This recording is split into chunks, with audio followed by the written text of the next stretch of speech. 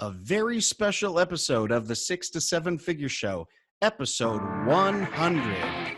Let's hit it. Broadcasting from the Valley of the Sun outside Phoenix, Arizona, this is the 6 to 7 Figure Show. Tired of working so hard and having no time? Take your six-figure practice and turn it to a thriving seven-figure enterprise. And now, your host, author, speaker, mentor, and strategist, Frank Bria.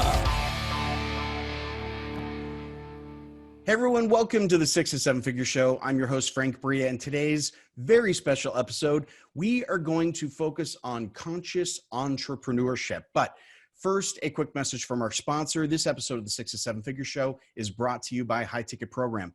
If you're a service business owner looking to reach seven figures, you're going to suffer from the same problems everybody else does. When you start the journey, you're on your own, managing tasks and a few team members. But as a seven-figure business, you now need a team that's executing for you day in and day out. Somewhere along the way, you have to hire, train, and manage these team members. And even if you've never done these tasks yourself, you're responsible. If you don't manage scale and growth at the same time, you could end up crashing under the weight of new customers or building an expensive operation you can't afford to keep running. If you want to avoid these problems and get past seven figures, then let's talk. Let me map out a plan for pain-free growth for you. I'd like to speak with you personally and tailor that plan for you. So text the word HTP to 602-698-7575. That's my direct line. Messages come to me directly. So if you're serious about finally achieving seven figures in your service business, text the word HTP to 602-698-7575. I am pleased to be introducing today's special guest, my good friend JV Crum III, known as the Conscious Millionaire Mentor. He's the founder of ConsciousMillionaire.com and host of the top-rated Conscious Millionaire show with over 12 million listeners in 190 countries. JV is a #1 international best-selling author of 14 books. He's a keynote speaker, mindset and strategy coach, and a serial entrepreneur who made his first million at the age of 25. He's on a mission to help you become a conscious millionaire by building a highly profitable business that makes a positive impact. JV, welcome to the show. Frank, I am excited to be here. You know, you and I are in a very special mastermind together, and we've known each other for a long time. You've been on the Conscious Millionaire show as a guest, and it's really my honor to be the 100th show guest for you. And a huge hello to everybody. If you're listening to the 6 to 7 Figure Show, first of all, I know something about you. You want to get ahead, and you want to do something that most people don't do. Do you know only 4% of entrepreneurs ever reach seven figures? That's 4%. It's actually 2% for women. So it's more for men, but either way, it's a rare occurrence. And we talk about it as if it's just, oh, we're going to do it tomorrow. I want to congratulate you if you're at six figures. Do you know 90% of entrepreneurs who start a business never make it to six figures? That's so true. This is a unique group of listeners, and I want to congratulate every one of you. Yeah, that's a really good point. I do think we sort of forget about that we throw these numbers around like there's nothing, but we've done dug into census statistics on this too. It really is sort of the cream of the crop that makes it past the six figures and then even has the desire to grow further. But JV, one of the things about you that's kind of unique from a branding perspective is it's not just good enough to be a millionaire, it's a conscious millionaire. So can you define that for the audience a little bit, for those people who are maybe... Sure, absolutely. Well, it actually has multiple layers of meanings, but the one that I think attracts most people is bringing some sense of purpose, calling to your business. I believe that every one of us is on this planet without accident, and that we're all here with a purpose, that there's a reason that we're on this planet. And as entrepreneurs, what I've observed, I've interviewed so many millionaire entrepreneurs. We've done over 2,000 interviews. And what I've noticed is the most successful people, the majority of them are doing something that they feel has a sense of purpose. Sometimes it's called passion, but I really think the kind of passion they're talking about is purposeful. So Conscious Millionaire is doing something that has a purpose that's going to uplift, that's going to transform your clients. And in turn, because they're changed, the world around us changes as well. And so as entrepreneurs, we have an opportunity to do more than just make money. But here's the real interesting thing I've observed. I think the most successful entrepreneurs, with just few exceptions in the year 2020, and especially those who are in that startup phase, are entrepreneurs that want to make a difference in some way. Yeah. That they're building a service or they're building a product, and it isn't just in a vacuum. It isn't just, oh, I think I could sell this. It's that if I sell this, people's lives will actually be better off. And that's the core of Conscious Millionaire. Yeah. And you know, as a topic, you know, we in our community and a lot of other entrepreneurial communities, we talk about purpose-driven, we talk about mission-driven, we talk about consciousness, but I want to dig into the practicalities here a little bit. Sure. Because it's not just, you know, I sit down at the beginning and think, you know, oh, I'm going to donate a percentage of my money to some great fund. And then we're done thinking about the consciousness part. It is infused into things that we do on an everyday. Everything we do. And I don't want to say, I think those are nice programs. I'm going to give 2%, but that's not actually what I mean by Conscious Millionaire. Sure. What I mean by Conscious Millionaire is an approach to your business. And at the core, and I think if I bring this out, Frank, it'll make a lot of sense. If we think about what I call first stage capitalism, that's a win-lose proposition. That's what most people on the planet are still playing. And it's based on this fallacy. There are 100 pennies in a dollar. And therefore, I want to get as many as I can. It's not about you winning, actually. It's about me winning. Right. And I want to sell as much as I can because that's about getting as much money out of people. And that's pretty much a lot of the attitude. It's very transactional.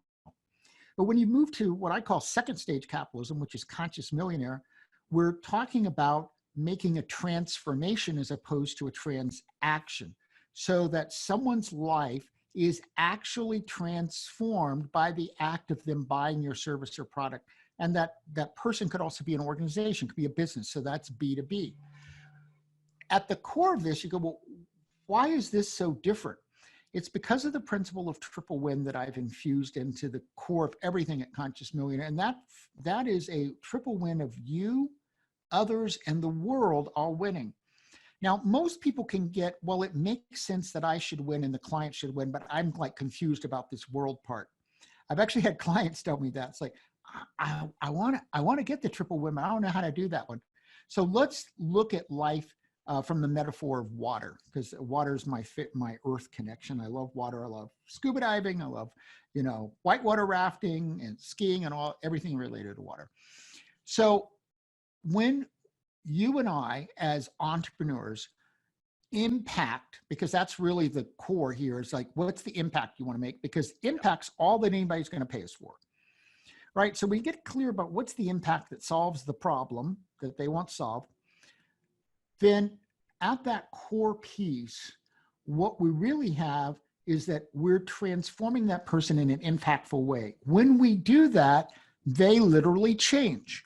Right. And when they change how they treat their customers, or the level at which the resources or the empowerment they have to make their difference in the world through their business or through their life, changes all the people they connect with. So in a very real way, you think about the world as being the culture or the society we're living in. Well, what that culture is like depends on how we all behave. It isn't something that happens in a vacuum.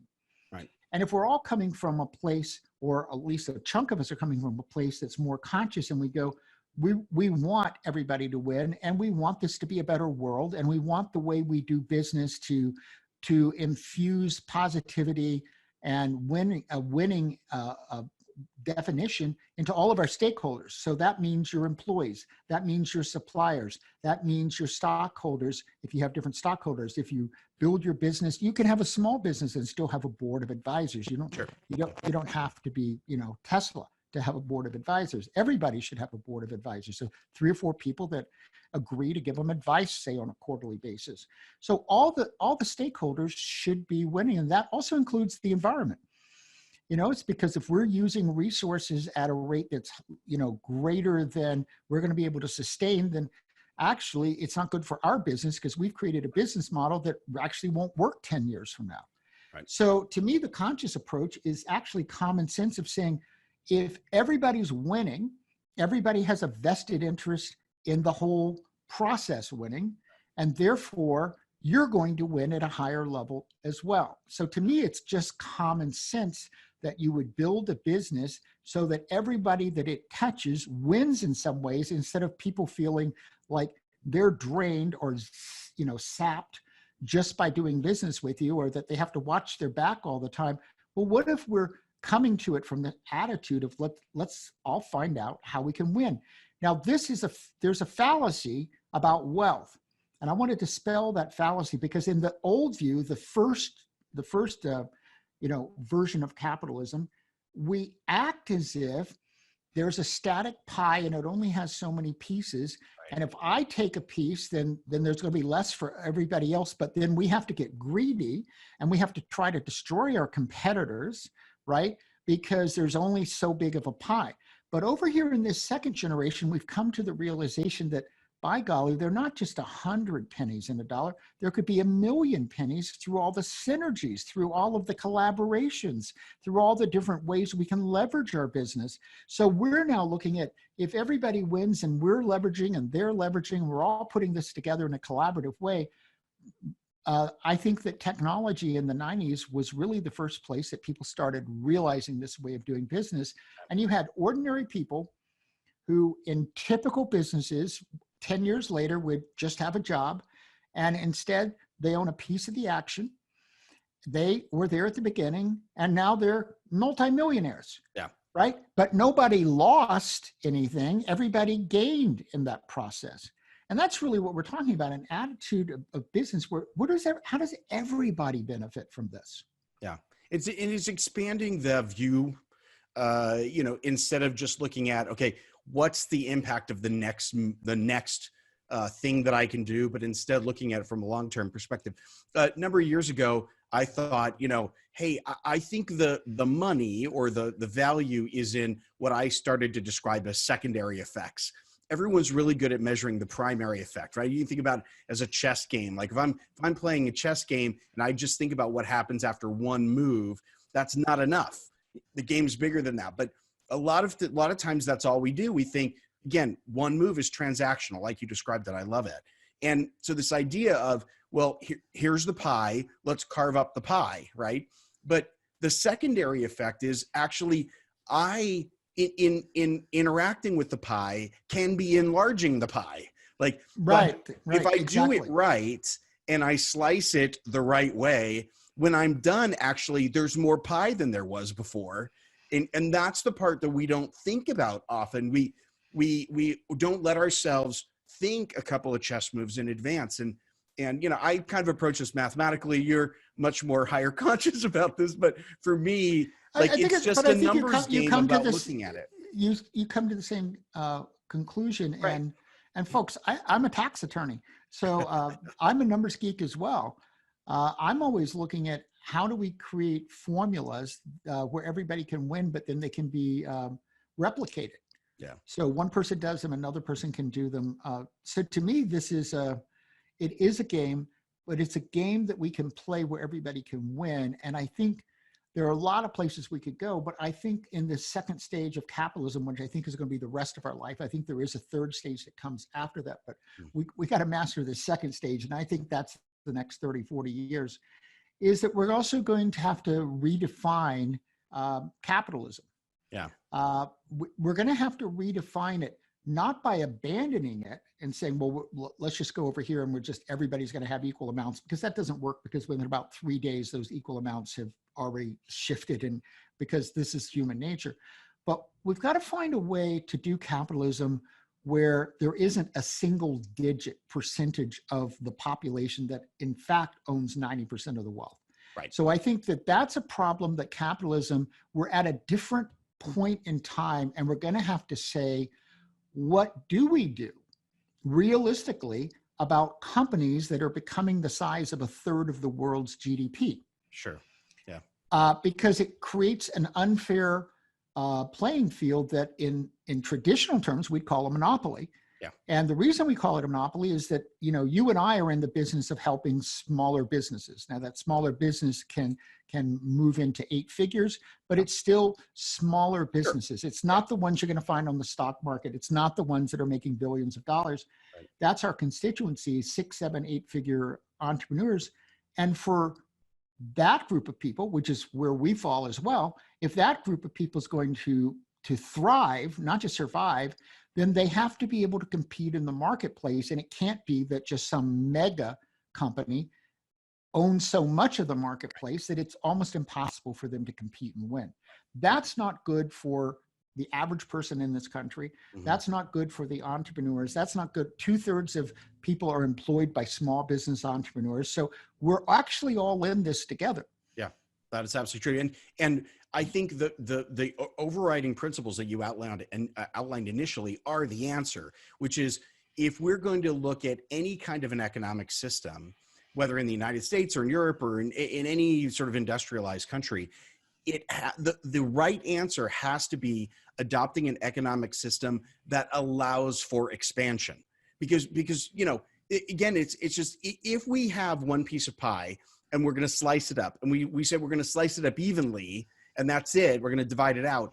Every time we go through that process, you're going to lose a little along the way. That's normal, right? Crumbs fall out of the pie, whatever. Right. And so if we continue to just do that with no abundance, with no expansion, eventually there will be no pie left. It has nothing to do with what economic system we choose. We have to have one that actually grows the pie. Well, it's so interesting because of all the shows I've done, I've actually never talked about what we're discussing here. So we kind of go back to having to make some kind of shift in what it means to play the capitalist game. Yeah. And that's not new that we would do that along the way. Throughout the centuries, we have made, especially in the 1900s, we created banking regulations, we created monopoly laws, and now we're at a point that we're going to have to redefine some things, because for everybody to win, to me, I go back to the individual. If an individual is going to win, first they have to decide they want to win. Second, Right. They've got to have steps for winning. That's called coaching. And third, they've got to execute on those steps, and that might be motivation coaching. But they have to make a decision. And for someone to make a decision, they have to believe something's possible. Yeah. So if the system becomes one where people feel like they're defeated before they begin, that if you start a business, it's really going to be very difficult. There aren't going to be that many winners. Or if you become a winner, then you can only go so far because you can't break through the ceilings. That's not something that's going to help entrepreneurs, and it's not something that's going to help all the people that they employ. Right. Yep, that's absolutely true. Yeah, we are at a place where this conversation is needed, and I really think the answer lies in this. Is actually something that came out of conversations that you and I have had. You've helped me understand in my own thinking about things that I see entrepreneurship as that power for good. So when I work with companies, I'm looking for that multiple stage give back through entrepreneurship, which is why I like to call it B2B to B, so not just business to business, but business to business who are helping other businesses, because you can continue that flow of giving back and building opportunity and jobs and things like that. So, you talked about coaching, you talked about executing sort of the right steps. So I want to pivot a little bit into that to talk about your process. In a lot of the language that you use, you talk a lot about the ability to attract the right people, the right resources, the right money-making opportunities. I want to ask first, I want to get to how does one attract that? But before we even get there, let's just set the stage a little bit here. The word attraction, it involves, I guess, a different dynamic than I think I probably would have come to the table with, and a lot of people would have come to the table with, which is I go get them, right? Rather than attract. This sort of, there's a different modality here. Can you talk about that a little bit? What's behind that concept of attraction? Well, there are a lot of directions we could go with this. Let's go in the direction of This show is happening within the context of 2020.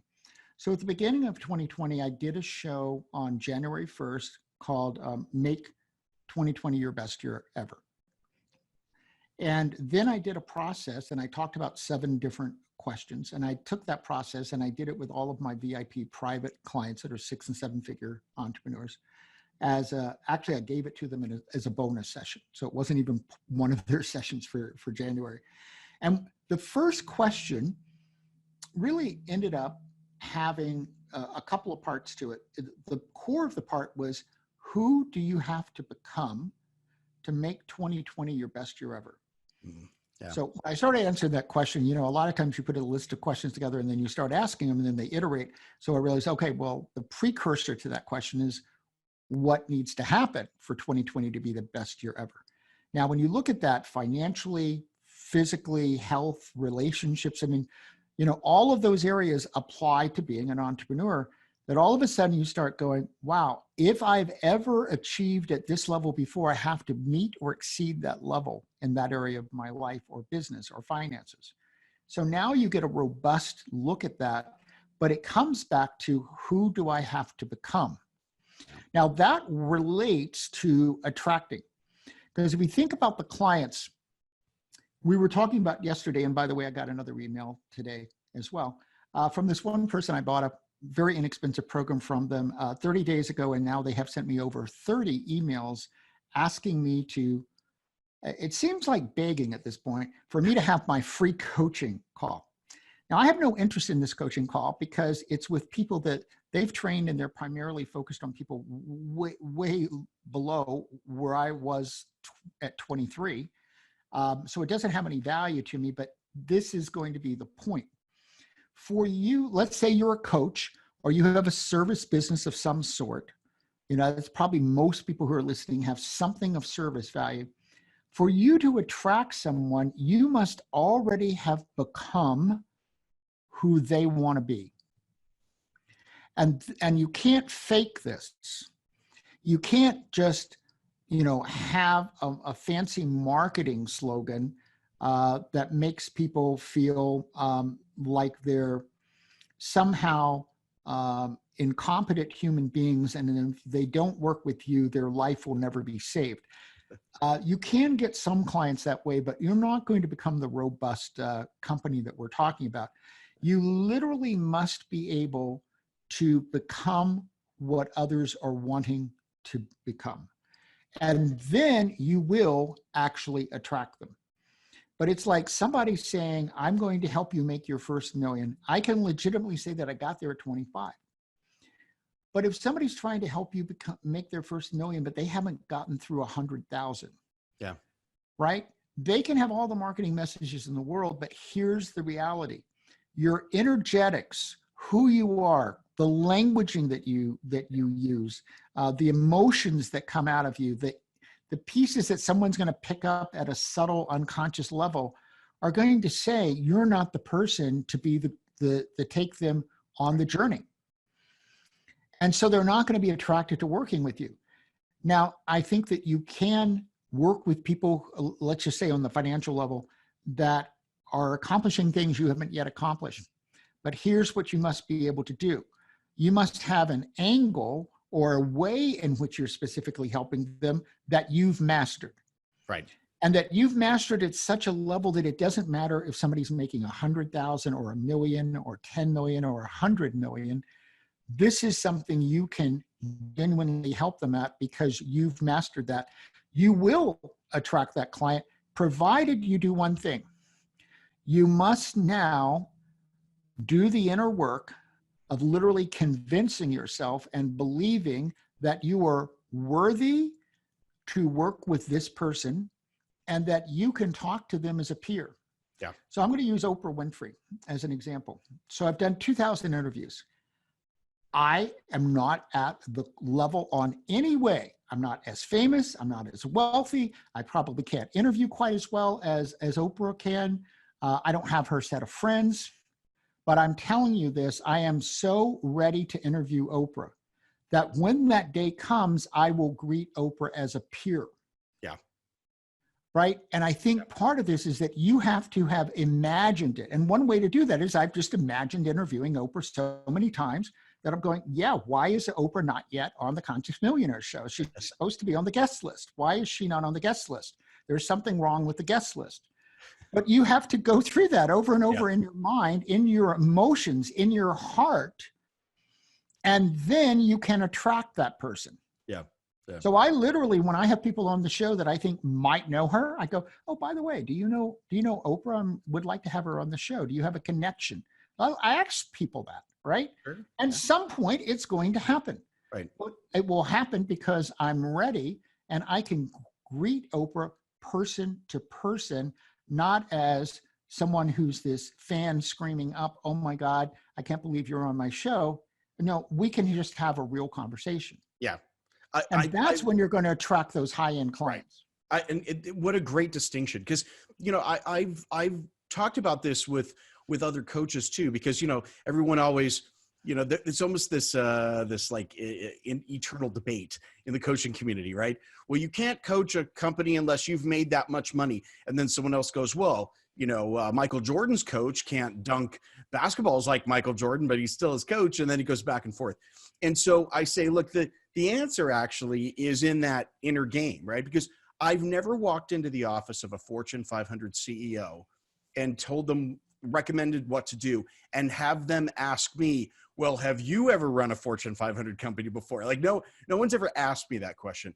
But I walk in with the knowledge that I can go toe to toe with this CEO and talk about the problems they're facing in a very, very real way, right? It's not fake it till you make it. It is becoming, and I love, that's why I love the question that you asked at the beginning of 2020, what do you have to become? It is becoming that thing. It is not. Who do you have to become? Who do you have to become? Right. Yeah, but you have to become. You have to become that person. Right. Yeah. Right. And I think it's the right first question, because it's about the transformation that you have to achieve so that you can transform. For every client I have, part of it's their wealth. I mean, almost everybody, I tend to work with people who want to double their businesses. So that's majority of my clients. But in order to double their business, I go, we can't just create the strategies. In many ways, the strategies are the easier part. Yeah. We have to make you into that transformed human being who's ready and sees and feels yourself as the CEO of a company twice the size that you currently have. And by doing that, now you will think about your business differently. You'll think about who you are. You'll think about delegation differently. You'll think about the team players differently. You'll think about opportunities differently. You'll think about leveraging differently, because you're seeing the business from a different set of eyes. Yeah. And because of that, you can now transform the business. Yeah. I love that. I love that perspective. I think one of the most visible elements of your success, JV, is your platform. So the Conscious Millionaire show, radio network, books, all of that together forms this authority platform you've put together over a number of years.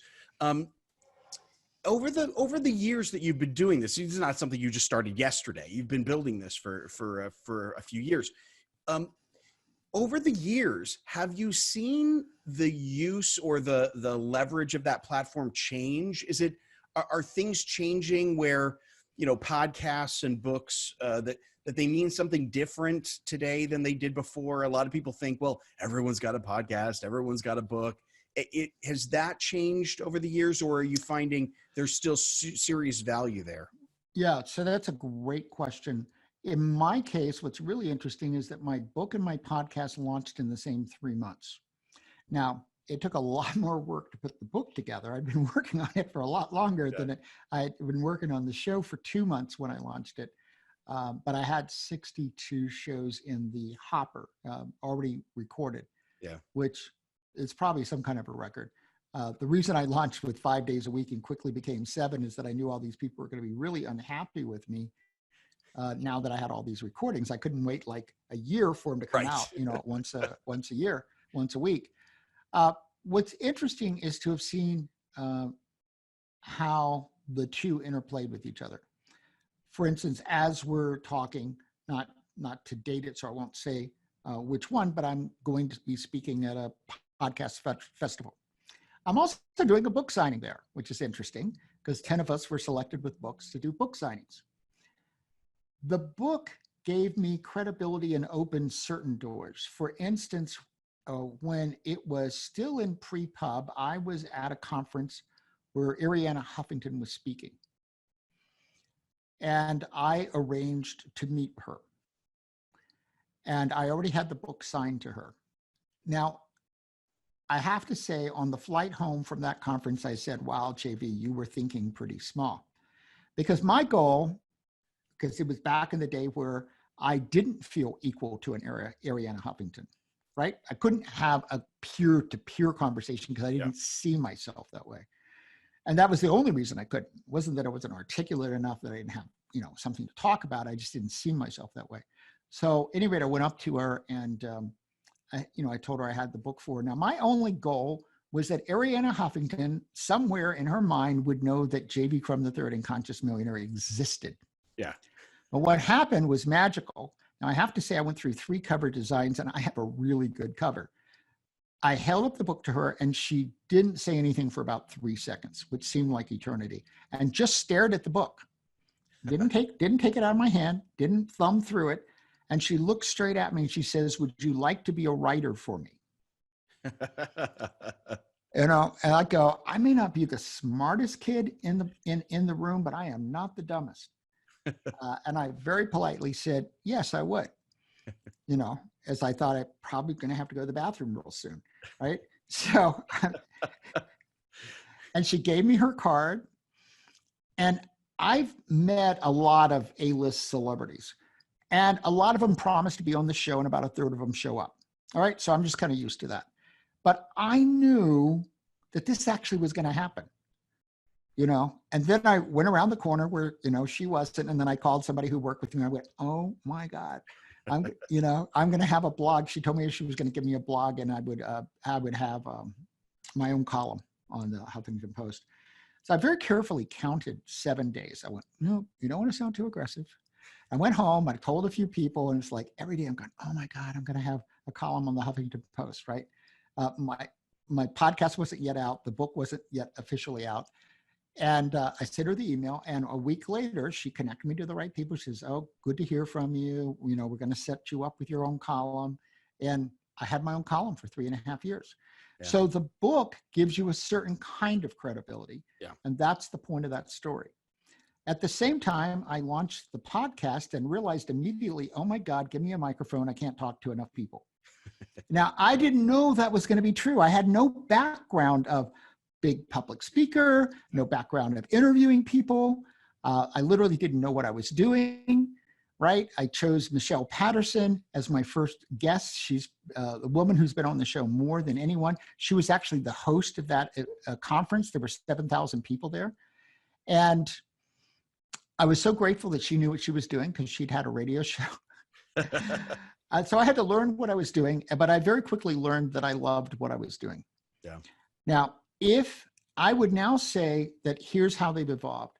When my book came out, this is 2014, and that's when the podcast launched, September 16th of 2014, and my book came out fall of that year. And when I met Arianna Huffington was May of that year. Just give you a time frame. So at that point in time, having a book was still optional, and it made you somebody that you had a book. It no longer makes you anybody. Yeah. In my opinion, it's a requirement that if you're going to be seen as an expert and an influencer, if you're going to speak, you have to have a book, period. Right. Yeah. I think that I was at the very early curve of creating big podcasts. John Lee Dumas had a 7-day-a-week one. Mine launched at 5 days. Mine hit the second month. We had 150,000 downloads, which was crazy. Most people would be happy to have that for a year. And this was my second month, and I still didn't know what I was doing. But I just felt like I was supposed to do this podcast, and apparently I was. So I think what's now happened is that podcasting has reached where the book reached about 2015. If you can speak in an articulate way. Now, if you really are horrible at interviewing somebody, maybe a podcast would not be for you. Yeah. But if you can speak and you really enjoy having conversations with people, or you like to do solo things, I think even if you're going to have a podcast that doesn't have a huge audience, not every podcast is going to have a huge audience, but you know what? While some people know which podcasts have big audiences, most people don't know anything about all the podcasts that don't have a big audience. I mean, we say on our intro, we have 12 million listeners because it's a big deal, but most people have no idea if you have 100,000 each month or you have 500. Right. But the very act that you have a podcast puts you on the planet in a different way. And I think that we're out of a space where it's just like, if you go back 20 years ago, the website was kind of the deal. Yep. Oh my gosh, they have a website. Let's go look at it, right? Now that's like, don't open your doors and you don't have a website, like that's, so I think these things have evolved in that not only have they become more mainstream, but they've become mandatory as a way of establishing yourself as an expert in your field. But if you haven't done the book, I would say the book should be second. I think it should be second for a lot of reasons. One of them is it just takes a lot more work than starting a podcast. Sure. So your time frame is less.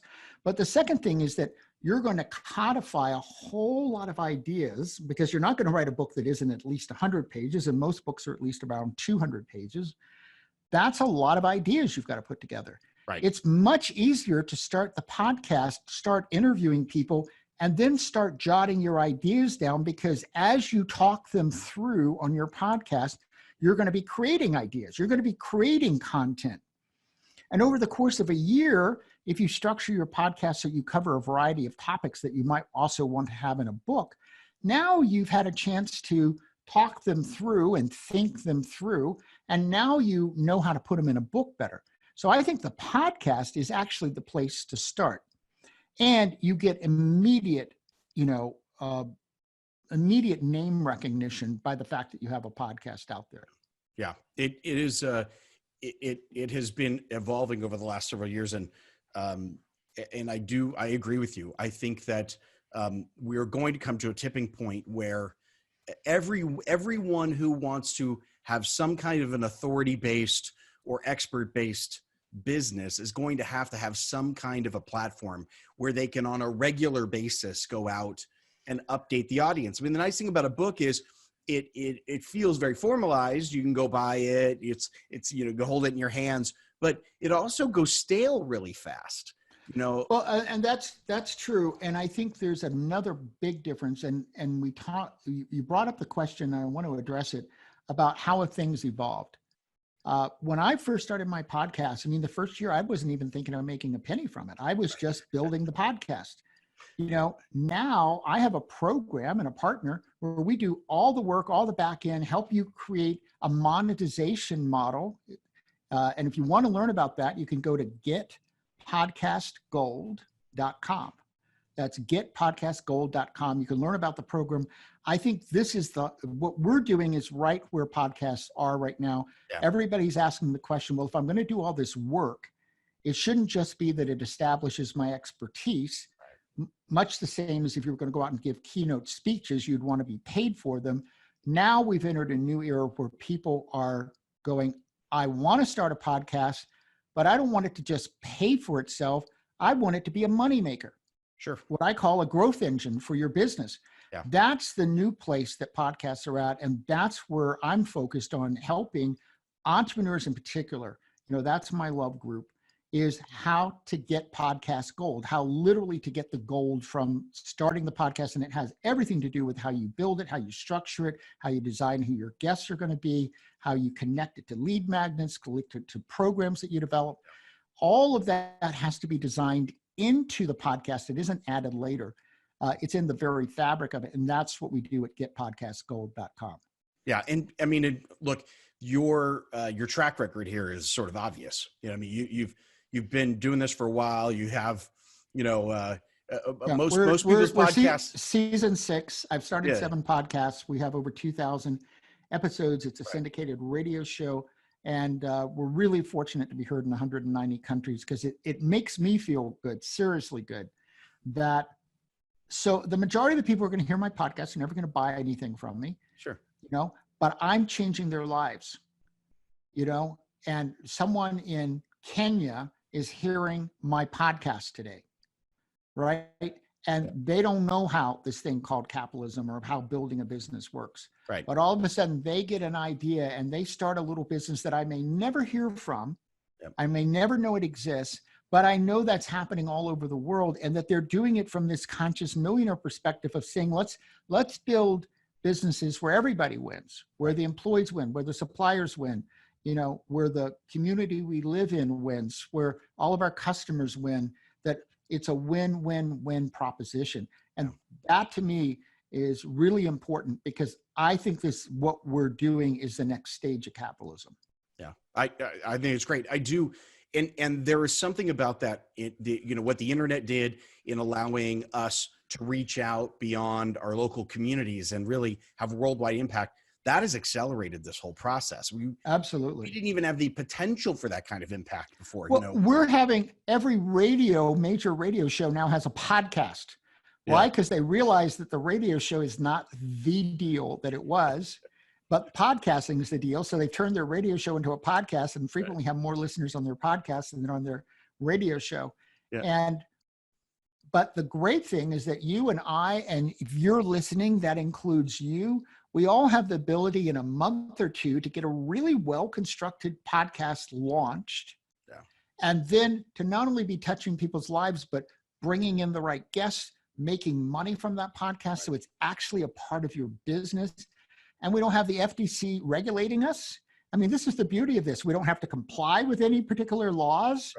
Right? We can rate it like ours is and say, hey, we're not going to use profanity on it.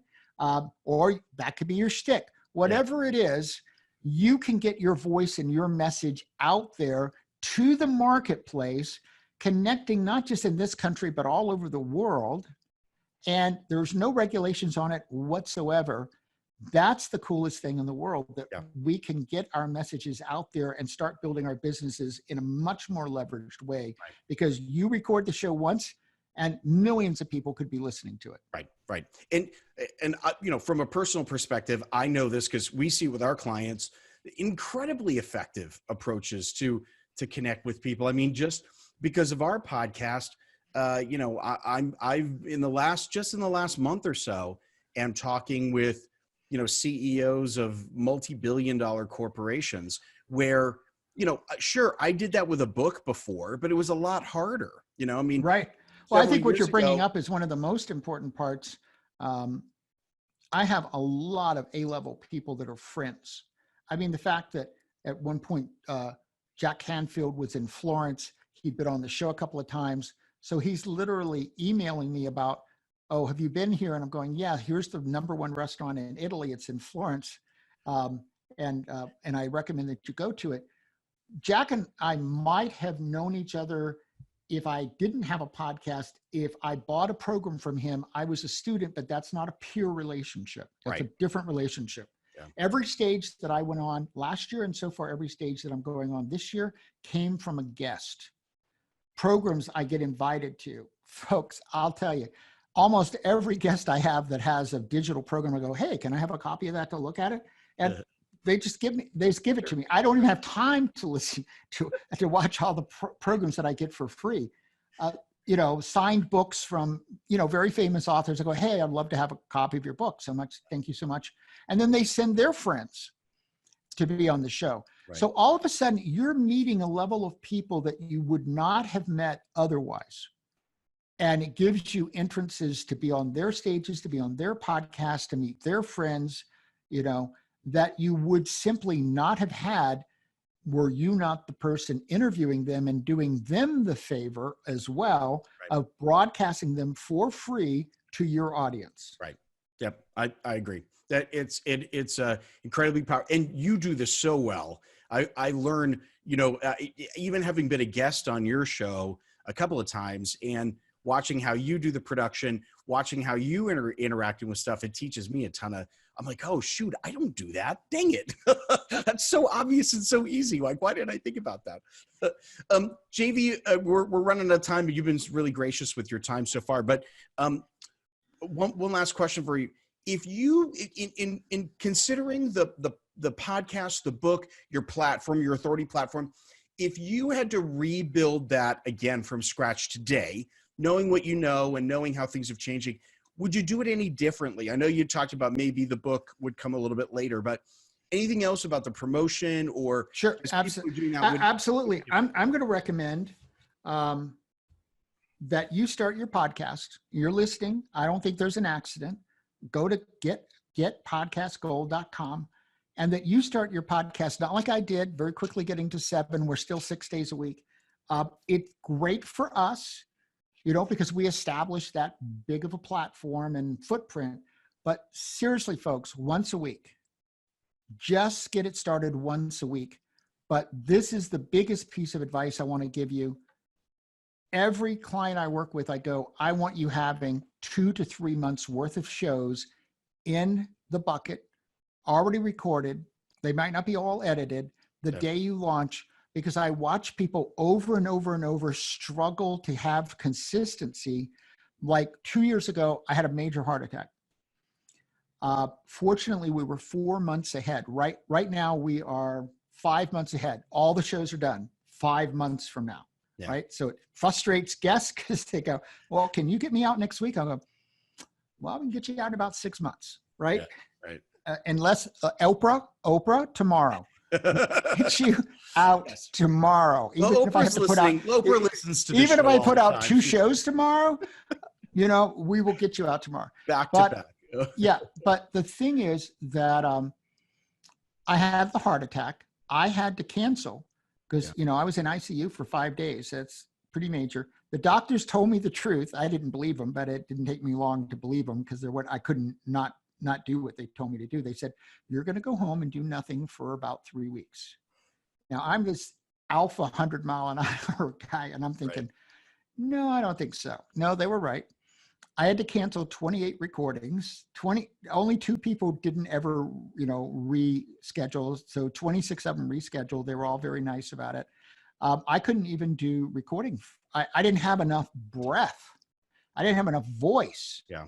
Right. It's like, oh, how are you doing? No, that's really what was going on 2 or 3 weeks after the heart attack. I remember this time period. I mean, I remember it was horrible. It was, but I at least was not laying in bed worrying about, oh my gosh, how am I going to get my shows produced? Because I just consistently say 3, 4 for like a year or 2, we were always 6 months ahead. But I always stay ahead. And I think that when you stay ahead, life is going to happen. And sometimes you're going to have 2 or 3 weeks that for various reasons you can't record. You need to be ahead. And so I want you to remember that when you start your podcast, always have room for the unexpected to happen. You're not dependent on next week's show has to be recorded this week. Right. Yeah. Or worse, Wednesday's show is recorded on Monday. Great advice. Planning ahead, systems, automation. You're talking my language now. Yeah. Yes, absolutely. You've got to be systemized. That's Frank, right. I just want to re-congratulate you. 100 shows. This is kind of like, in podcast world, 100 is magical. Yeah. Because once again, it's like the entrepreneurs. Very few people end up with 100 shows. Yep. And if you end up with 100, you can do as many as you want because you've established an audience, you figured out what you're doing, and you're enjoying the process. So it's a dance at this point.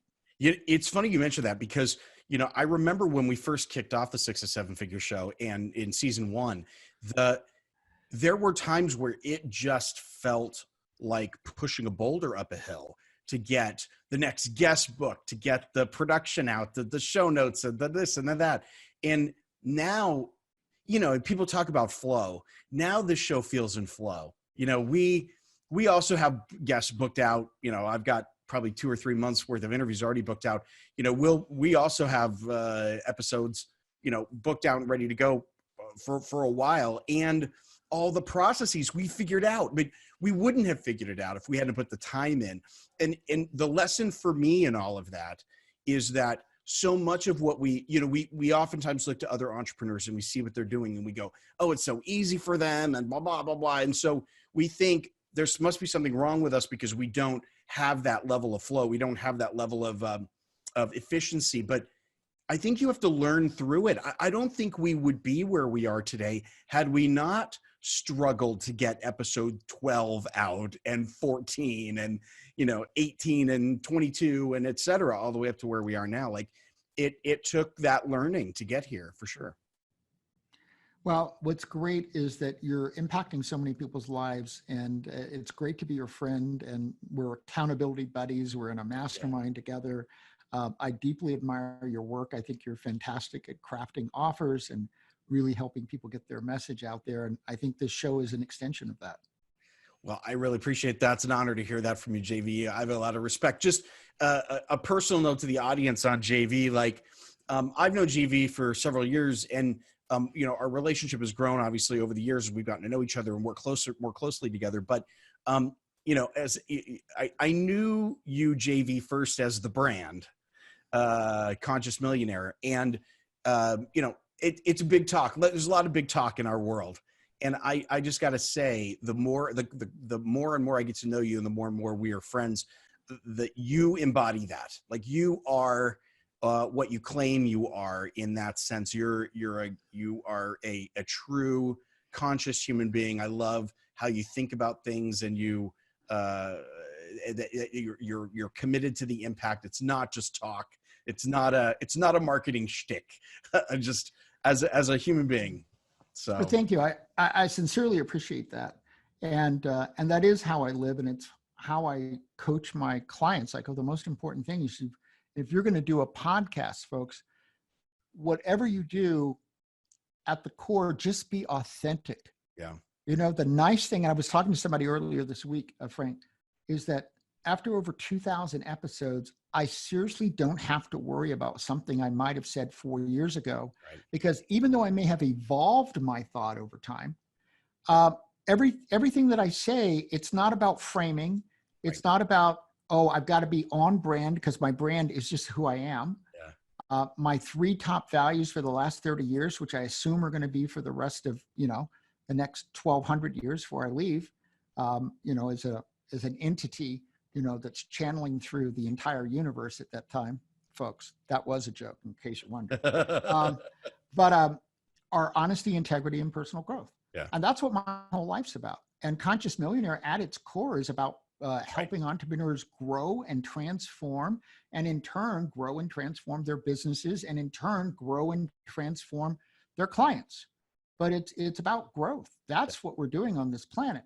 Right. And when you do your podcast and you just say whatever's true for you, and I've never once worried, I'm fortunate I have this huge audience, but I didn't start out to have a huge audience. Sure. That actually, I didn't start out to do that. I started out to get a message out. I really thought that this was a message that needed to be on the airwaves. And that was my entire motivation.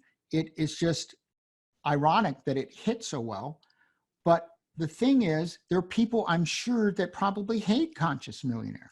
They probably go, that is just so ridiculous that you're going to build a business that's all about making a positive impact. That sounds like just total ridiculous fluff. I'm sure there's no money in it. And, every once in a while, somebody will write me. It's very, very rare. And they want to be on the show. There was somebody who pitched me last week, in fact, and I took a look at their website. And it was like so blatant. It's like, all we care about is the money. No, they literally said that.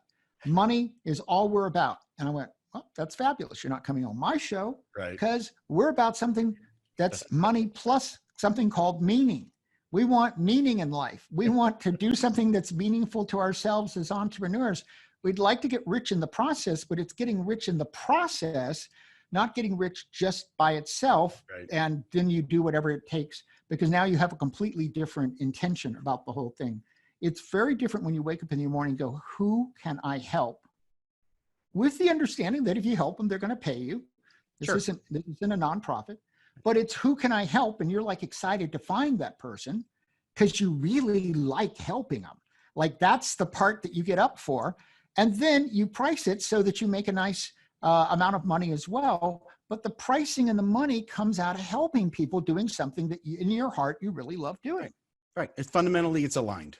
Yeah. Yeah. Then it's aligned with who you are. And you literally get up and do something that you think is fun. Yeah. Yeah. Well, again, everything that I see from you, your brand, everything, and who you are as a human being, also very aligned. So JV, thanks so much for being with us and celebrating with me this great 100 birthday candles. That's a lot to blow out. Yeah, I'm not even sure. I know you like to go camping, so I would suggest that you go light them by a campfire where there's a breeze, and the breeze is going to help you blow them out. Yeah, I might toast some marshmallows over those candles or something. That's for sure. Well, listen, I just want to say, I wish you're listening today. I wish you my absolute best. If you'd like to learn more about podcasting, just go to getpodcastgold.com. And either way, what I want for you is to get out there, get your message in the world, make your difference, and get the business model put together so that you're making the kind of money you want by making the difference that you're here on the planet to make. That to me is the conscious entrepreneur path. Yeah, that's great. And getpodcastgold.com is in the show notes, link directly there. If you're out and about listening to this, come on back to the show notes page and click on through, but getpodcastgold.com is gold. JV, who can forget that? Everyone's going to remember that. So that's great. Click on through. Again, JV, thanks so much for being with us. Really appreciate it. Thank you. And thank you for being with us on the 6 to 7 Figure Show. I've been your host, Frank Bray. Just a quick reminder, if you want to talk about getting your business past the 7-figure mark, send me a text with the word HTP to the number 602-698-7575, and we will come up with a plan together. That's HTP 602-698-7575. That is my direct number. It comes directly to me. We will see you on the next episode of the 6 to 7 Figure Show.